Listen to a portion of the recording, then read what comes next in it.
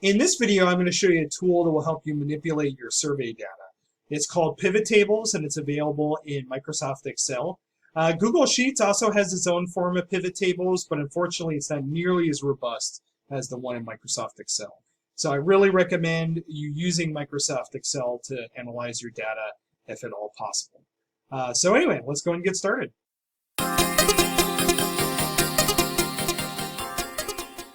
Now I want to start by saying that Google Forms actually has a lot of really useful tools for analyzing your data.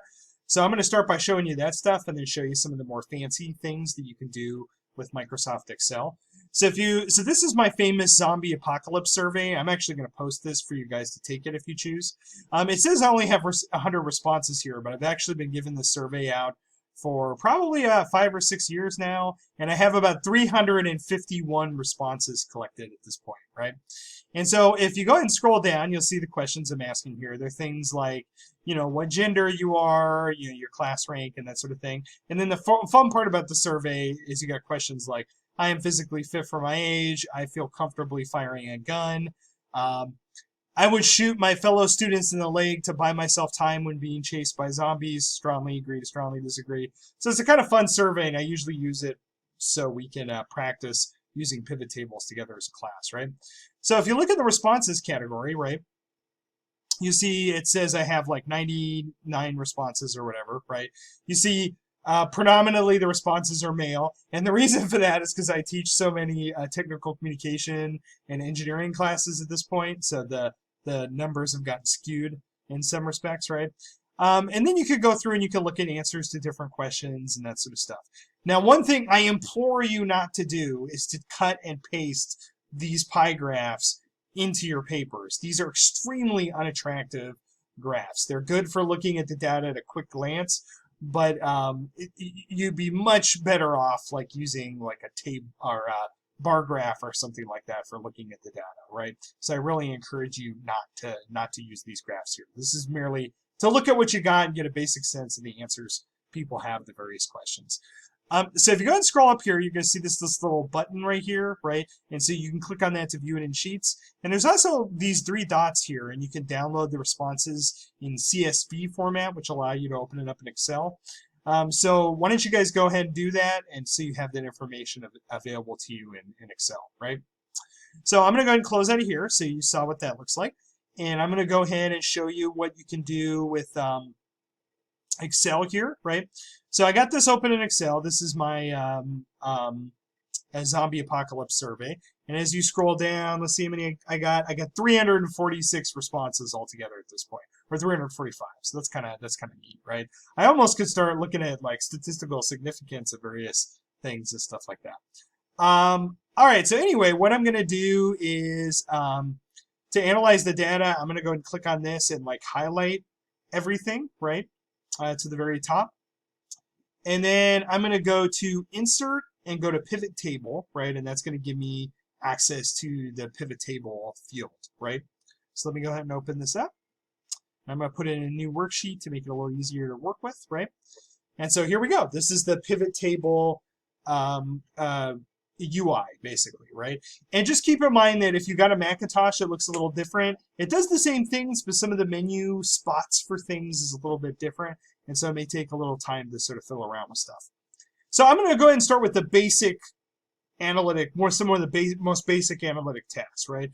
So let's assume, for example, that you want to know the gender breakdown of your participants. So real simple univariate analysis, meaning we're just looking at one particular variable, right? So here's the way I do that. So what you do is you see this pivot table fields thing over here. You're going to take gender and you're going to drag it down to this box over here that says rows, right? And then you're going to see the row labels with the different items here, right? And then I'm going to take gender, and these are the values I'm interested in. So I want to know the gender values. And so I'm going to go ahead and drag that down to values over here, right? And so you can see I have about 136 female responses, 200 male, 8 male responses, and 1 non-binary response. That's what I ended up with, right? Now, if I want to create a graph with that, all I got to do is go to the graphs button over here, right? And so there are a lot of different options here. So I'm going to go ahead and just insert a column or bar chart, just do a real simple one, right? And so so it says total here. It's got male, female, non-binary. I can go and play with this a little bit. I can put something like uh, uh, responses to survey by gender, right? I can delete this total because it's not really that useful for me, right? One thing that's not really very practical here that you can see right away is you can see it's reporting the results in raw totals, right? And that's not really helping us very, very much, right? We want to know the percent breakdowns, right? And so what I'm going to do is I'm going to go down to this values thing, and I'm going to go to value field settings, right? So you can see that I clicked on the little down arrow, went to value field settings, and I'm going to go over to show values as, right? And then I'm going to go to show values as percent of column, percent of, I think a percent of column total, so I'm looking for here, right? And then go ahead and click OK. Right, and now it's going to give me the percentage breakdown, right? So I can see I have like 40% women, 60% men, and like 0.29% non-binary, right? And that's a much more useful graph here, right? Now, there's other things you could do with it. You can play around with the design a little bit to suit your purposes if you want it to look a little more colorful or interesting. So this one here gets rid of the axes, but it looks pretty nice. One of the ones I really like this sort of high contrast graphs, like this one right here, right, where you got the black and whatever. And there's a lot more you can do to play around with the visual appearance if you choose to do so, right? So anyways, that's how to do basically a simple gender breakdown chart, and then you can just cut and paste that into your survey itself, right? All right, let's go and delete this because this is just real basic, right? And so the real question is how you make comparisons between things. And that's what pivot tables are really useful for. So we might want to know, for example, how do I compare gender responses to I feel I am physically fit for my age, right? So let's go ahead and do that. So I'm going to go ahead and get rid of this stuff. Go and drag it back over here, right? And so what I'm going to do is I'm going to put gender in the columns category. So I got the gender here on the top, right? And then I'm going to put the I feel comfortable firing a gun in the rows category, right? So you can see agree, disagree, neutral, whatever, right? And then the values I'm interested here are the I feel comfortably firing a gun numbers, right? So I want to see how that breaks down based on gender, right? So I'm going to go ahead and put that here, right? And there we go, right? So we have a gender breakdown for this particular question here, right? So now there are a few things that are kind of annoying here that make it difficult to analyze this by a quick glance. So one thing you'll notice is that the things are out of order over here. So I'm going to go ahead and highlight this, and I'm going to go ahead and go search for the compass here, or I don't know what you call it, the directional arrows in all directions. And I'm going to go ahead and drag that to the top over here, right? And then I'm going to take disagree, and I'm going to drag this down over here so we have them in the proper order. And then you can start to see some patterns emerge here in the data, right? So it looks like we got the female members of our survey. We got them strongly agreeing, it looks like, at far lower numbers than the male members of our survey, right? But it's a little difficult to tell here because we're not looking at raw totals, right? Raw percentages. So I think that's the next thing we got to do. So I'm going to go down here and go to value field settings, and I'm going to go to show values as, right? And I'm going to select percentage of column total, right?